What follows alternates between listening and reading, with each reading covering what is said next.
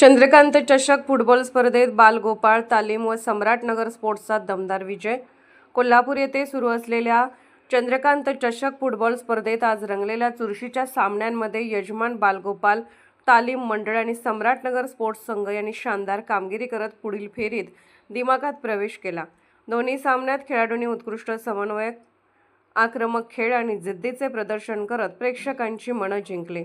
पहिल्या सामन्यात बालगोपाळ तालीम मंडळाने वेताळमाळ तालुका संघावर 4-1 असा एकतर्फी विजय मिळवला। सामन्याच्या 5व्या मिनिटाला ऋतुराज पाटीलच्या अचूक पासवर के लालरीन फेला यांनी पहिला गोल करत संघाला आघाडी मिळवून दिली। त्यानंतर 11व्या मिनिटाला देवराज मंडलिकच्या पासवर ऋतुराज पाटीलने दुसरा गोल करत आघाडी दुप्पट केली।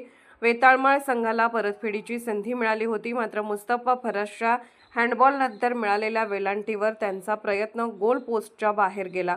दुसऱ्या सत्रात 52व्या मिनिटाला देवराज मंडलिकने तिसरा गोल करत बालगोपालची पकड अधिक मजबूत केली। वेताळमाळकडून पार्थ मोहितेने एक गोल करत फरक कमी करण्याचा प्रयत्न केला, मात्र 64व्या मिनिटाला रोहित कुर्णेच्या पासवर के लालरीन फेला याने वैयक्तिक दुसरा व संघासाठी चौथा गोल नोंदवत 4-1 असा दणदणीत विजय निश्चित केला। दुसऱ्या सामन्यात सम्राटनगर स्पोर्ट्स संघ आणि मर्दानी खेळाचा आखाडा यांच्यात अत्यंत रोमांचक लढत पाहायला मिळाली।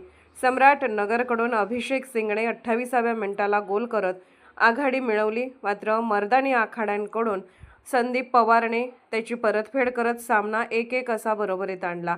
निर्धारित वेळेत सामना अनिर्णित राहिल्याने निकालासाठी ट्रायब्रेकरचा अवलंब करण्यात आला।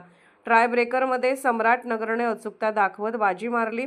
अभिषेक सिंग, निरंजन कामठे, सचिन कुमार आणि कुमाल माने यांनी अचूक फटके मारले, तर ओंकार जाधवचा प्रयत्न गोलरक्षकाने अडवला। मर्दानी आखाड्याकडून संदीप पवार, रणधीर जाधव आणि प्रथमेश सुतार यांनी गोल केले, मात्र प्रथमेश रावण आणि श्रेयस मरळकर यांचे प्रयत्न अपयशी ठरले।